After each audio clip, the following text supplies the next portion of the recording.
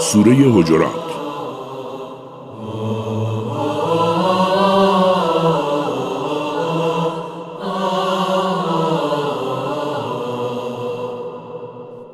اعوذ بالله من الشیطان الرجیم. بسم الله الرحمن الرحیم. یا ایها الذین آمنوا لا تقدموا بین یدی الله ورسوله واتقوا الله ان الله سمیع علیم. به نام الله که بخشاینده و با رحمت است. ای اهل ایمان، از خداوند و پیامبرش پیشی نگیرید و حرمت خدا را نگاه دارید که خداوند شنوا و آگاه است. ای اهل ایمان، صدای خود را از صدای پیامبر بلندتر مکنید و آنچنان که با یکدیگر با صدای بلند سخن میگویید با او با صدای بلند سخن نگویید که عملکرد شما باطل و بی ارزش میگردد و خود خبر ندارید.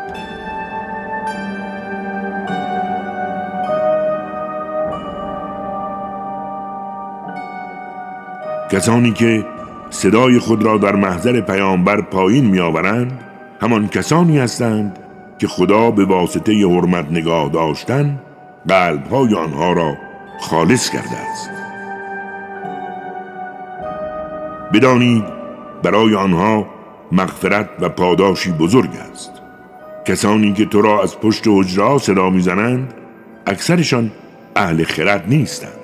چنانچه آنها صبر کنند تا تو خود به سوی آنها بروی برایشان بهتر است و خدا آمرزنده و باگذشت است.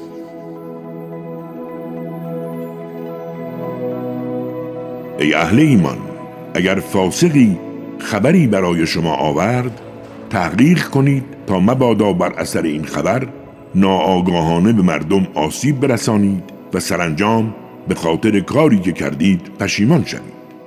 بدانید که پیامبر خدا میان شماست، چنانچه در بسیاری از امور از شما پیروی کند به رنج و مشقت خواهید افتاد.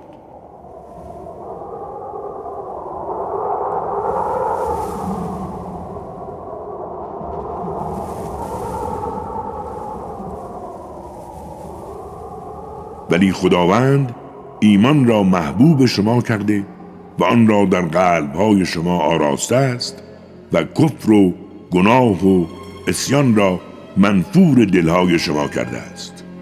هر که این چنین است به راه رشد و عظمت دست یافته است. این فضل و نعمتی از جانب خداست، زیرا خداوند آگاه و حکیم است. چنانچه دو گروه از اهل ایمان به جدال با یکدیگر پرداختند بین آنها صلح و آشتی برقرار نمایید و اگر یکی از آنها بر دیگری ستم کرده است با ستمکار بجنگید تا اینکه به فرمان خدا بازگردد و اگر به فرمان حق بازگشت عادلانه بین آنها صلح برقرار کنید. همواره با عدالت رفتار کنید، زیرا خداوند عادلان را دوست دارد. انما المؤمنون اخوة فاصلحوا بین اخویکم واتقوا الله لعلكم ترحمون. بدانید مؤمنان برادران یکدیگرند، پس بین برادرانتان صلح و سازش برقرار کنید و حرمت اوامر الهی را نگاه دارید، امید آنکه مشمول رحمت الهی شوید. ای اهل ایمان، مبادا گروهی گروه دیگر را مسخره کنند، شاید آنها بهتر از اینان باشند. مبادا گروهی از زنان دیگری را مسخره کنند، شاید آن زنان بهتر از اینان باشند. هیچگاه از یکدیگر عیب جویی مکنید و همدیگر را با القاب زشت صدا مزنید. حقیقتاً پلیدی و ناپاکی، آن هم بعد از ایمان آوردن، زشت و زننده است. بدانید هر کس به درگاه خداوند توبه نکند بدون شک ظالم است. ای اهل ایمان، از بسیاری از گمانهایتان اجتناب کنید، زیرا بعضی از گمانها گناه است. در امور یکدیگر تجسس نکنید و از همدیگر غیبت نکنید. آیا کسی از شما دوست دارد که گوشت برادر مرده خود را بخورد؟ همتان از آن کراهت دارید. پس حرمت اوامر الهی را نگاه دارید و بدانید خداوند توبه پذیر و باگذشت است. ای مردم، ما شما را از یک مذکر و یک مؤنث آفریدیم. آنگاه شما را گروه‌ها و قبایل مختلفی قرار دادیم تا یکدیگر را بشناسید. بدانید گرامی‌ترین شما نزد خداوند حرمت‌گزارترین شما به حریم الهی است. به راستی خداوند از همه چیز آگاه و باخبر است. اعراب بادیه نشین گفتند ما ایمان آورده ایم. بگو شما ایمان نیاورده اید، بلکه بگویید اسلام آورده ایم، تسلیم شده ایم، زیرا هنوز ایمان به قلب‌های شما وارد نشده است. چنانچه خدا و پیامبرش را اطاعت کنید از پاداش عملکرد شما چیزی کم نخواهد شد، زیرا خداوند آمرزنده و باگذشت است.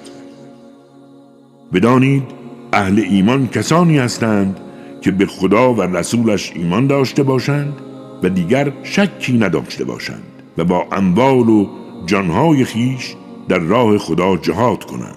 بیشک اینان در ایمان خود صادقند.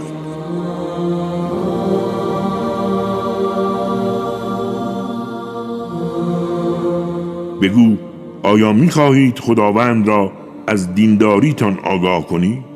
خداوند آنچه را در آسمان‌ها و زمین است می‌داند، بلکه خداوند به هر چیزی آگاه است.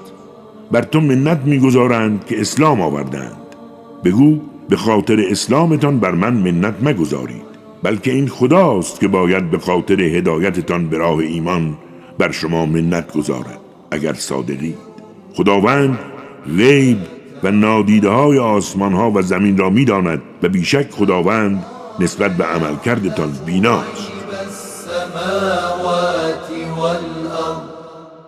والله بصیر بما تعملون. صدق الله العلی العظیم. راست گفت خداوند بلند مرتبه و عظیم.